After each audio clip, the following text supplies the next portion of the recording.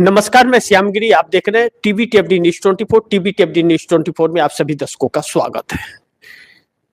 अजीत पवार के साथ साजिश हुई या हो गया हादसा, एनडीए के सहयोगी दल डरे हुए हैं। यह बात अब कही जा रही है क्योंकि महाराष्ट्र के अंदर अजीत पवार के साथ जिस तरह से हुआ, विमान क्रैश हुआ, उस पर हजारों उंगलियां उठ रही हैं। और जिस तरह हुआ, चूंकि मुंबई से जब विमान उड़ान भरी थी, बारामती तक सही सलामत आई वह विमान, लेकिन लैंडिंग के वक्त जब विमान नीचे को आया, 2600 फीट की नीचे हाइट पर, तो उसे सिग्नल नहीं मिला और उसे रनवे दिखाई नहीं दिया, तो वह फिर ऊपर चला गया, फिर दोबारा आया, फिर उसके साथ वही परिस्थितियां और हालात बने, फिर गया, फिर वह जिस तरह से नीचे आया, रडार से बाहर हो चुका था और बिल्कुल एयरपोर्ट के पास था और वह क्रैश हुआ। लेकिन क्रैश होने के बाद कहा जा रहा है कि उसके अंदर 3 धमाके हुए। वहां के लोगों का कहना है, जिन लोगों ने आंखों से देखा, और नहीं तो अजीत पवार को बचाया जा सकता था। अब हालांकि उनके हाथ की घड़ी से पहचान हुआ, लेकिन सबसे बड़ी चीज यह है कि शक इसलिए भी होता है कि भारतीय जनता पार्टी के साथ जो अनबन उनकी चल रही थी, हालांकि सभी कयासों पर शरद पवार ने इनकार कर दिया है, सभी कयासों से, और लगाम लगा दिया है उस पर, लेकिन चर्चा तो होगी क्योंकि सरकार पर भरोसा नहीं होता और जो गतिविधियां देश में चल रही है उससे हजारों सवाल खड़े होते हैं। ऐसे में अजीत पवार ने यह कहा था कि भारतीय जनता पार्टी के भ्रष्टाचार के सबूत हमारे पास आ चुके हैं, फाइल हमारे पास आ चुकी है। वह कौन सा भ्रष्टाचार था और कौन कौन उसमें शामिल था जो किसी भी हद तक जाने को तैयार था वह फाइल हासिल करने के लिए, लेकिन अजीत पवार को जानकारी हो गई तो आने वाले वक्त में खुलासा भी उसका होता। और अजीत पवार ने यह कहा था कि हम एनडीए गठबंधन छोड़ेंगे। यह बात अजीत पवार ने कही थी कि हम गठबंधन छोड़ देंगे। अब ऐसे में क्या गठबंधन छोड़ने की धमकी देने से ऐसा हो सकता है? क्योंकि महाराष्ट्र की राजनीति में अगर देखें तो एकनाथ शिंदे के साथ भारतीय जनता पार्टी की अब बन नहीं रही है, लेकिन अजीत पवार को साथ रख करके भारतीय जनता पार्टी एकनाथ शिंदे को ब्लैकमेल कर रही थी और एकनाथ शिंदे के साथ कभी मिलकर के अजीत पवार के साथ कर रही थी। अब ऐसे में 2 चीजें हैं, या तो एकनाथ शिंदे का बार्गेनिंग पावर बढ़ जाएगा और या तो फिर अजीत पवार के गुजर जाने के बाद उनकी पार्टी 2 भागों में बंट जाएगी या एक होगी। लेकिन महाराष्ट्र के जानकारों का कहना है कि पार्टी नहीं बटेगी। लेकिन अजीत पवार को लेकर के महाराष्ट्र की आंखें नम हो गई, और महाराष्ट्र की नहीं कहा जाए देश की आंखें नम हो गई, तो इस बात से इंकार नहीं किया जा सकता, जबकि अजीत पवार महाराष्ट्र के नेता थे। लेकिन ममता बनर्जी का भी उस पर बयान आया, अखिलेश यादव का भी आया, राहुल गांधी, सोनिया गांधी, प्रियंका गांधी, मल्लिकार्जुन खड़गे, सभी का आया। सत्तारूढ़ दल कह रही है कि इस पर राजनीति नहीं होनी चाहिए, बिल्कुल नहीं होनी चाहिए, लेकिन राजनीति पर शक उसी सत्ता पर है जो सत्ता कायम है, क्योंकि उसके जो चरित्र रहे हैं वह चरित्र के ऊपर हजारों सवाल हमेशा खड़े हुए हैं और इसी चरित्रहीनता के लिए वह जानी जाती है।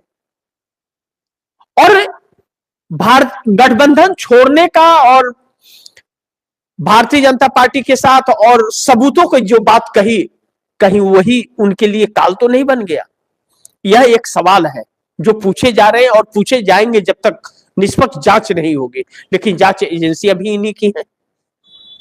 वह जांच एजेंसियां जांच कम और राजनीति ज्यादा करती हैं, जो विपक्ष को ही टारगेट करती हैं और बिना आरोप का आरोप मर करके जेल में डालने की प्रयास में हमेशा रहती हैं। ऐसे में सवाल भी उठना लाजमी है। लेकिन दूसरी तरफ नीतीश नायडू के तेवर जो है, जैसा मैंने कहा कि एनडीए के सहयोगी दल डरे हुए हैं। अब नीतीश नायडू जो एक अहम कड़ी इस सरकार के हैं, नीतीश नायडू क्या इससे सबक लेंगे?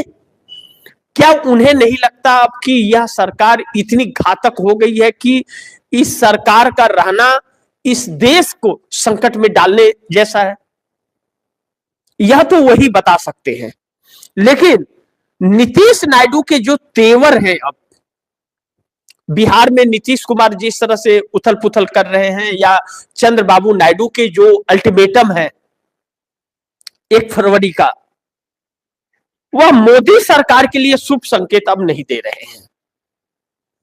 नीतीश कुमार मिशन 122 को कंप्लीट कर चुके हैं बिहार के अंदर, और यूजीसी को लेकर के जिस तरह से लोग सड़कों पर आ रहे हैं, हर वर्ग आ रहा है, नीतीश कुमार चाहे साधु संतों की को लेकर के, नीतीश कुमार इससे विचलित तो है कि जनता के अंदर सब क्रेज सहयोगी दलों का भी खत्म हो रहा है, विश्वास खत्म हो रहा है।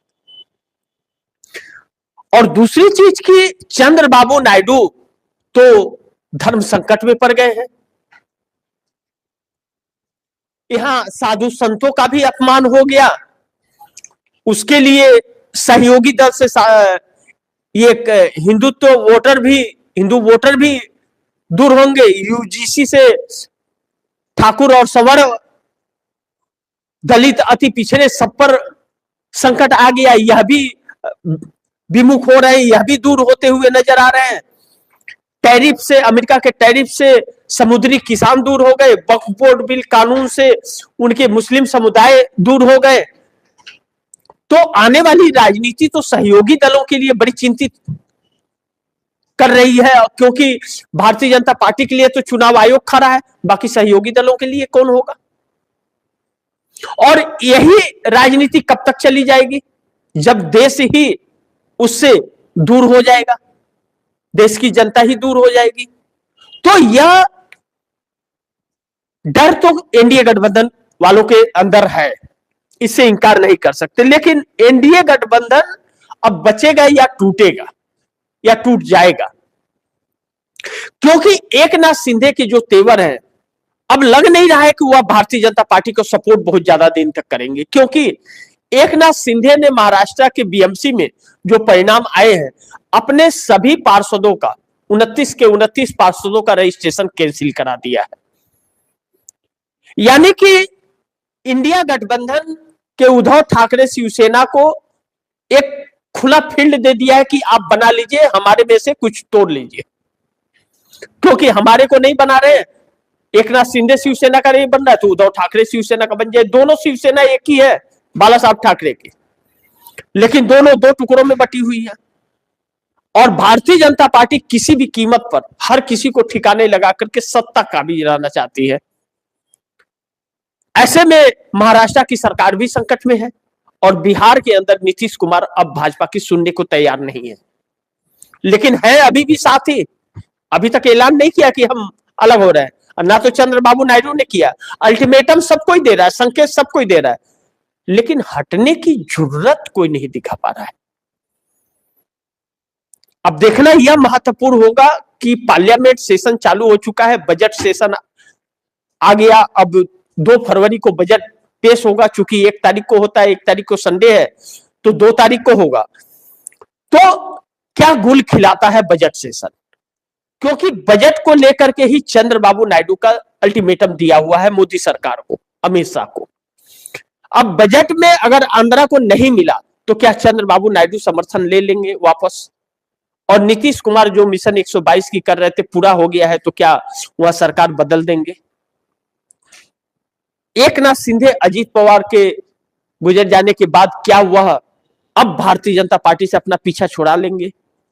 यह एक बहुत बड़ा प्रश्नवाचक चिन्ह बन करके खड़ा है, जिसका जवाब अभी तक नहीं मिल रहा है।